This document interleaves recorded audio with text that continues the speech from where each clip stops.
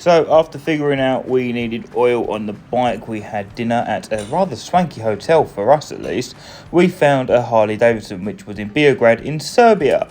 So this is us entering Serbia the next day. It looks very nice. We're very happy to be in Serbia. I was very nervous about the border crossings. Serbia is instantly amazing as soon as you enter it.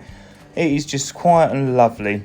We arrived at the Harley Davidson in Serbia. Kat wanted to stop off at the petrol stations on the way to check if they had oil. I said no, it's best to go to Harley Davidson. Then this is us at a petrol station down the road from the Harley Davidson, and Kat spotted that they had the oil that we needed, and it could have saved us the entire journey.